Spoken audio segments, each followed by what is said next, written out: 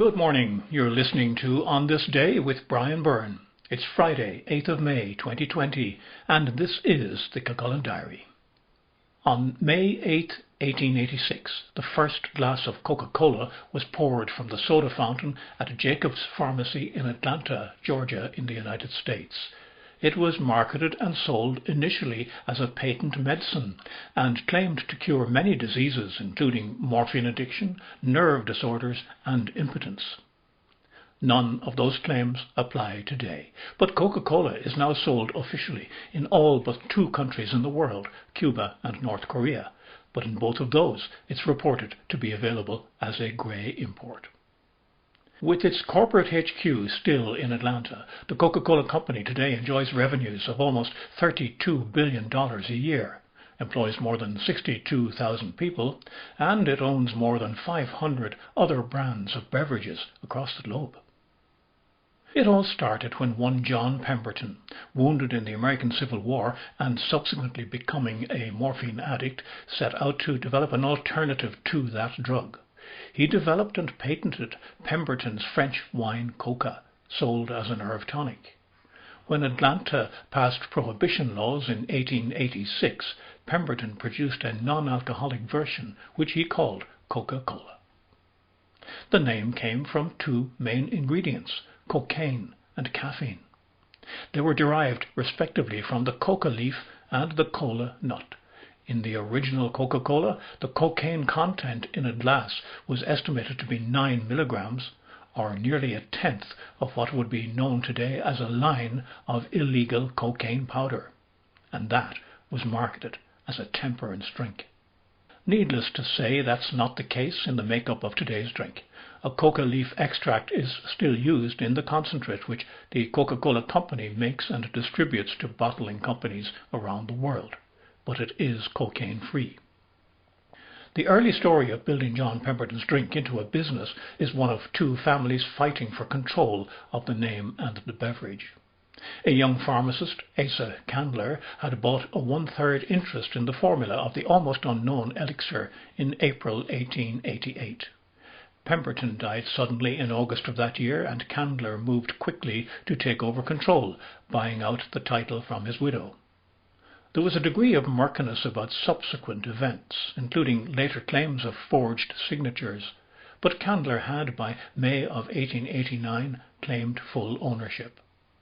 His total outlay was said to be $2,300. 30 years later, the Coca-Cola Company, which had been incorporated by Candler, was bought by a group of investors for $25 million and became a publicly traded company. Coca-Cola operates on a franchise system, producing its proprietary concentrate and selling the syrup to bottling plants around the world. Although it has minority interests in a number of the bigger operations, around a half of all Coca-Cola sold is through independent bottling and distribution businesses. The exact makeup of the concentrate is a closely guarded trade secret around which many myths have attached. One of these is that half of the recipe is held by each of just two executives at any one time, neither knowing the full secret. That's actually not true, but it makes for good marketing. A whole bunch of flavoured versions have been tried. Some are still available, but the original remains the most important. Marketing has always been a major factor in Coca-Cola's success, not least in the development of the unique and patented bottle shape. Known technically as a hobble skirt design, it's called the contour bottle within the company. It was developed in 1916 by bottle designer Earl R. Dean in a competition launched by the company. He took a lifetime job with his bottle company employers instead of a $500 bonus for the work. Coca-Cola's marketing has included the popular ruddy-faced image of Santa Claus since the 1930s, and many believe the company invented him. He was already a marketing icon in other beverages before that, but the perennial "Holidays Are Coming" TV ad makes it very much Coca-Cola's thing. The nickname Coke became an official trademark for the beverage in the 1940s. Another well-remembered marketing success was the 1971 song in a commercial, "I'd Like to Teach the World to Sing," which became a hit single. Coca-Cola was the first commercial sponsor of the Olympic Games in 1982 at Amsterdam. It has remained a sponsor ever since.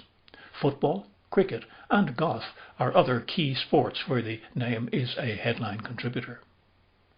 And Coca-Cola was experimentally mixed in a soda fountain on the Space Shuttle in 1995 to see if that system would work in space conditions. Coca-Cola has also faced criticism on health issues, the environment and on business practices. They are stories for long reads elsewhere. But there's no doubt that when John Pemberton's first glass of his temperance drink fizzed out on this day in 1886 and was sold for 5 cents, nobody realized that the sky was to be the limit for its growth.